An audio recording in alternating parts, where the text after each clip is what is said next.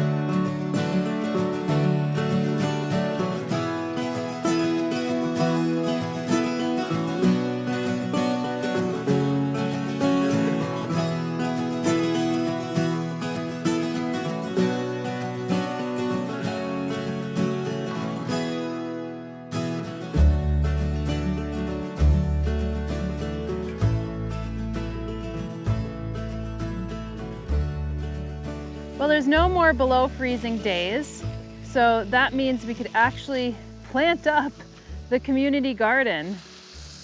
And I have to water it every day because we haven't set up any kind of irrigation yet, but we got all of our plant starts in the community bed, and we have most of them over here. I have some seeds starting. I have some seeds starting in that bed. It looks like somebody already ate the tops of our radishes. Luckily they didn't eat the radishes, so we could actually pull these out today and eat them. You can see some with that, they still have their tops. So I'm sure there's gonna be some predation here. We have a little chipmunk that likes to harbor his little seeds in here. These are all carrots. We have lots of types of lettuce.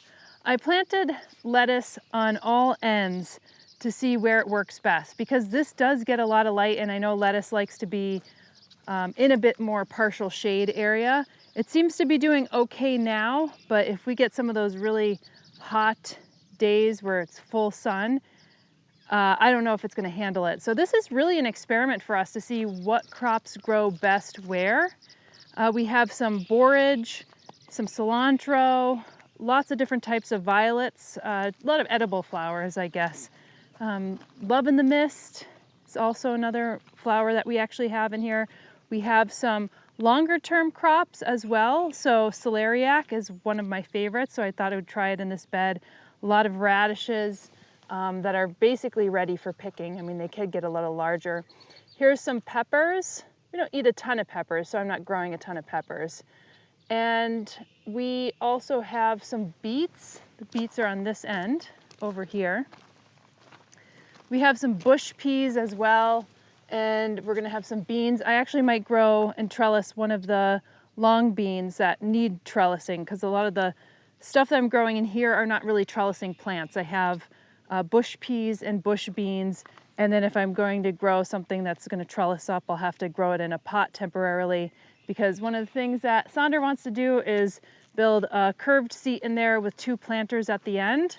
So we're just kind of propping pots on top of concrete blocks as to where it will actually end up being, so that we could always basically take this plant, for instance, out and then plant it into the final planter that it's going to be in.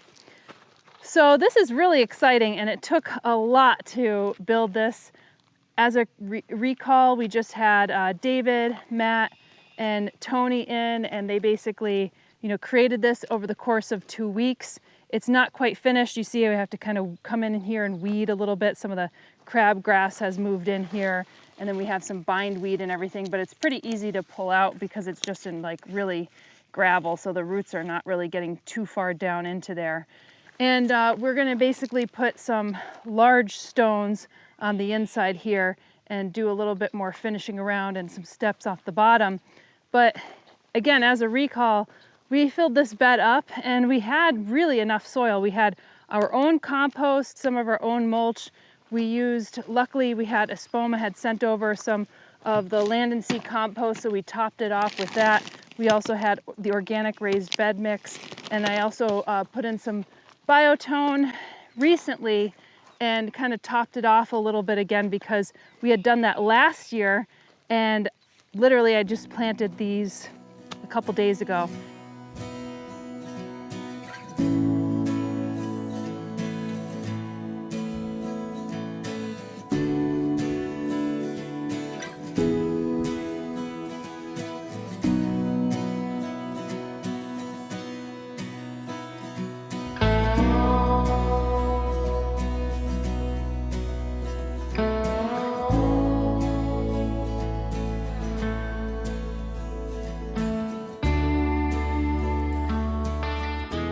And what was wonderful is I didn't even start my own seeds here because we don't have a greenhouse and there's a lot of renovations happening.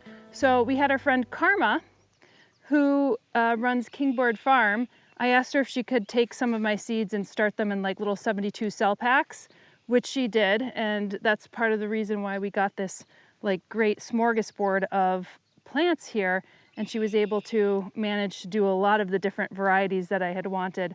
And then we started to grow them out. I repotted them up into larger size planters for those especially that were like pushing out of the 72 cell pack. And then I was leaving for a week or so, and we had our friends Crystal and Scott basically babysit the plants. And luckily by the time I got back, it's been warm enough for us to plant this. So we should be harvesting kind of like, we could harvest those radishes now. We could grab a few lettuce leaves off. Of course, we could use the cilantro. I'd like to plant a bit more herbs in here. We have a whole herb bed that we've planted closer to the house, but it's always nice to have a little bit more herbs in the back. So we have some basil over here. I'll show you.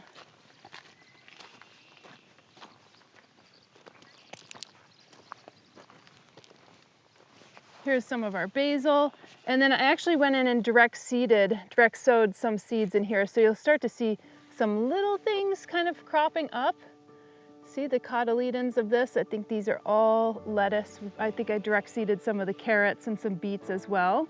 And I could just thin them out as I go. Or if we don't want to use the bottoms of the beets, we could actually really sow quite a lot of the beet greens, and then we could use them as microgreens. That's something that's totally possible too. So yeah, really like how this turned out.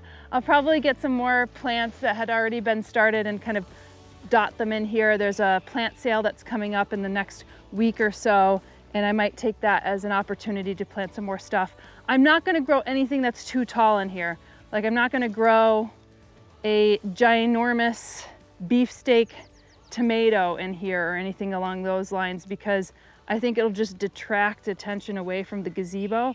I think it has to be practical while still being beautiful. So our tomatoes will have to go in somewhere else. And I didn't want to plant anything that would be too perennial here. So for instance, like if I had asparagus here, it could really push out into the whole bed. We have that separate where we are actually collecting some of our asparagus. I don't want to collect too much because it's only year 2 with the asparagus, and I probably not going to be collecting as much of it until year 3. The only kind of perennial stuff that we have in here are probably going to be herbs. Like I have some chamomile and things along those lines that are here, like specific different cultivars of chamomile, and calendula is not going to be perennial, but I've planted calendula in here as well. So totally excited for this. This is obviously, we probably need more than what we have planted here, but this will be really central to all of the, you know, the homes here, the future homes here, and a wonderful outlook for people to come around. We're having a party soon, so people could gather around the gazebo. They could admire some of the food, maybe even pick a radish or some beet greens, for instance, if need be. Add it as a little garnish to their dishes that we have prepared. And yeah, so that's the update on the community garden, and we'll be showcasing it as the season unfolds.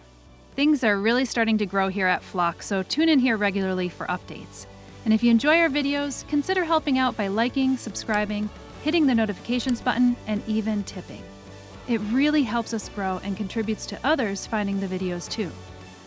10% of our Google AdSense revenue is also reinvested back into community projects here in the Finger Lakes, and that's even matched by our partners over at Espoma Organic.